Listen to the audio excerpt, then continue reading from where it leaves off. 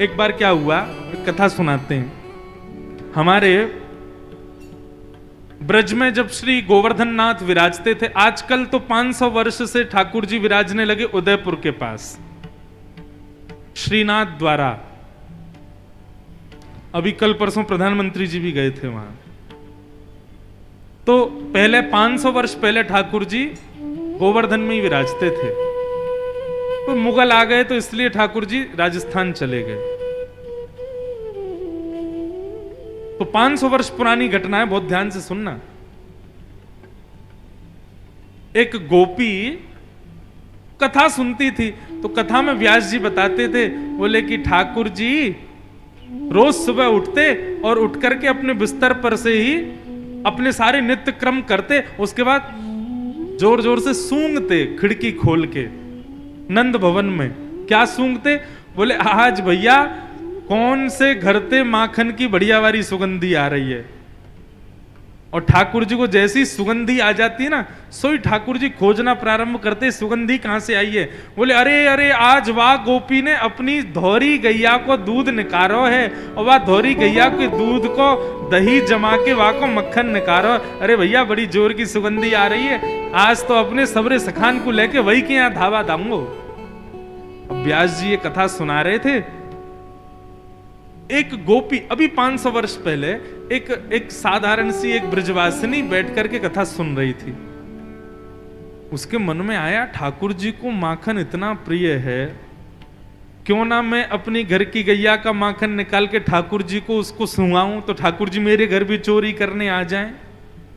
अब तो वो क्या करती पता है, अपनी गैया का दूध निकालती, दही जमाती, मक्खन बिलोती, मक्खन निकाल के फिर मटका में सजा के श्रीनाथ जी का दर्शन करने जाती।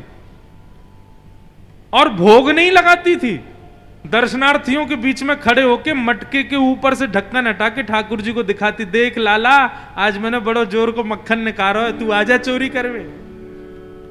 और ठाकुर जी को लालच देती थी। कभी कभी तो मक्खन लेके आती और ठाकुर जी के सामने खड़े होके एक उंगली निकाल के चाट भी जाती, अरे लाला बड़ो चोखो है, तू आजा चोरी करवे। और मैं तो सब बता दूं, मेरे घर को रास्ता ऐसा है, यहां ते निकल के यूं जाइयो, वहां ते यूं मुड़ जाइयो, और वहां छीके पे टांग के रखूंगी, मैं तो को पकड़ूंगी ना, तू बस रात्रि में आके चोरी कर जाइयो। उसका भाव ऐसा था कि कभी सुबह उठूं और मेरी मटकी खाली मिल जाए तो मैं तो धन्य हो जाऊंगी कि मेरे लाल जी मेरे घर आए। ठाकुर जी को लालच देती थी। अब ठाकुर जी एक दिन ऐसा स्वरूप है श्रीनाथ जी का, नीची नजर है, भुजा एक ऊपर है। हमारे गिरधर लाल जी भी ऐसे ही हैं।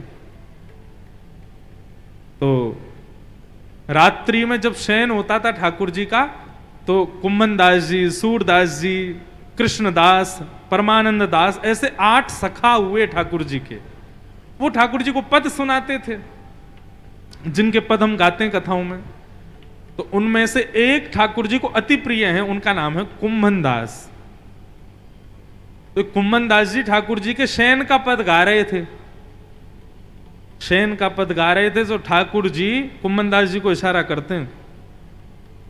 अब ये इशारे दर्शनार्थियों को नहीं दिखते थे, लेकिन उन सखाओं को दिख जाते थे। सखा कुम्भन दास जी बोले, कहा भयो लाला, कैसे इशारेबाजी है रही है। ठाकुर जी बोले, हमारो एक मन कर रहे हो है। बोले कहा मन कर रहे हो है। बोले अरे एक गोपी आवे रोज। बोले तो?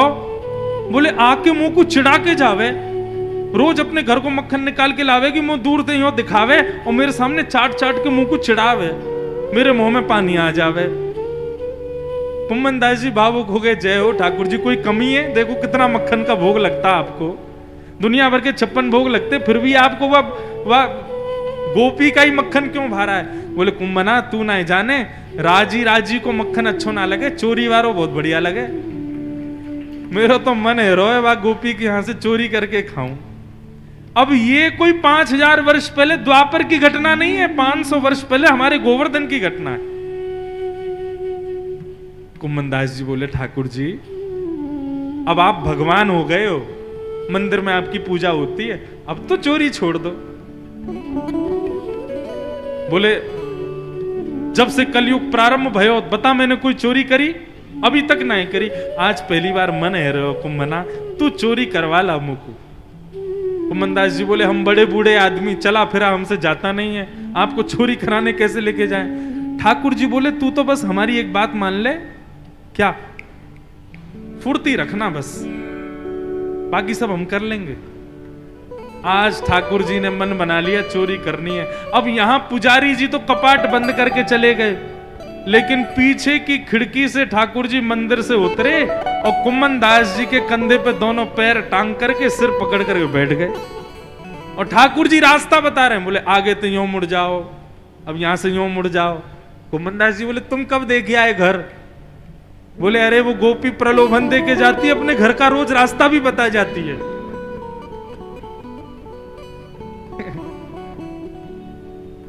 पहुंच गए उसके घर में। कुम्भनदास जी गेट से प्रवेश करने लगे मुख्य द्वार से। ठाकुर जी बोले अरे कुम्भना तू भी बावड़ो है, अरे चोरी करवे आए, मेहमान नवाजी करवे थोड़ी आए जो मुख्य द्वार से जा रहे है। बोले कैसे जानो? बोले ऊपर से जाएंगे, चढ़ करके कूदेंगे भीतर घर में। अब आजकल तो घरों में छत रहती है, पहले घरों में बीच में आंगन होता था, खुले रहते थे घर। बारिश होती थी तो पानी भी भीतर आता था, सूर्य के प्रकाश भी आते थे, बीच में छोटे छोटे गमले होते थे, तुलसी के पौधे होते थे। ठाकुर जी भीतर कूद गए। इतने में ही खोजो भैया कहां है मटकी? अरे वो टंग रही। कुम्भनदास जी से बोले लाला तू नीचे खड़ो है जा।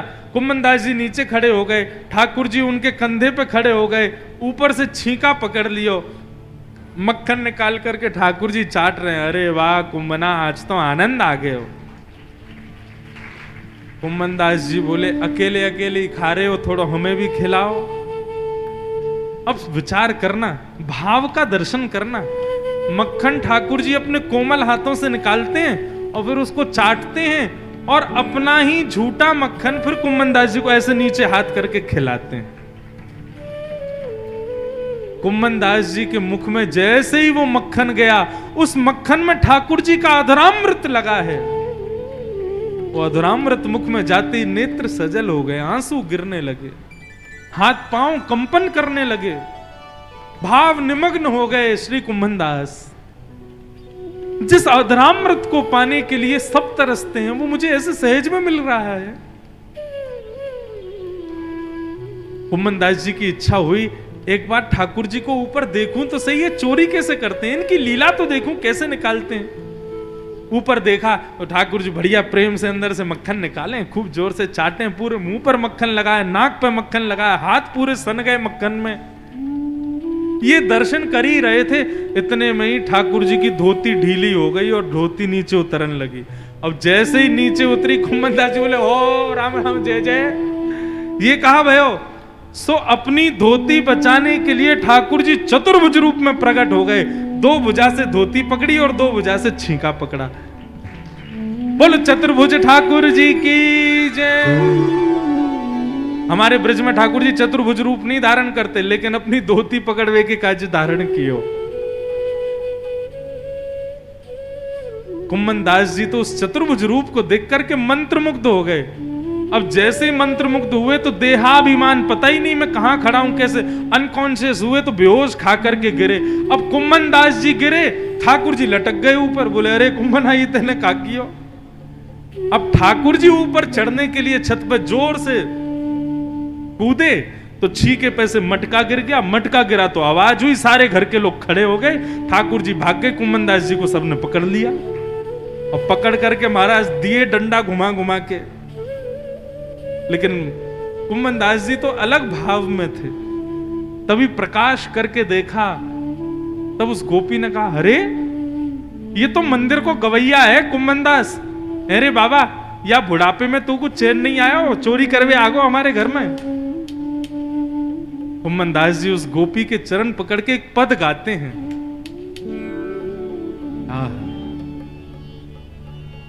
तू है सखी बड़ भाग बड़ी, नंदलाल तेरे घर आवत है।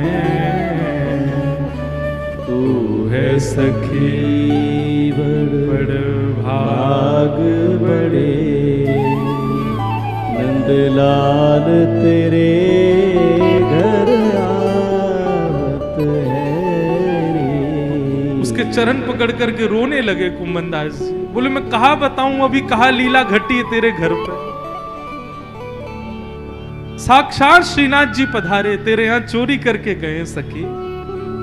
तू बड़भागी है, तेरे भाग्य की सराहना नहीं है, ठाकुर जी तेरे घर पधारे। ऐसे हैं हमारे ठाकुर जी। आज भी कोई रिझाने वाला हो ठाकुर जी को, आज भी तैयार बैठे हैं वो तो सब करने को। बस कोई आए तो सही उस भाव में युक्त होकर के।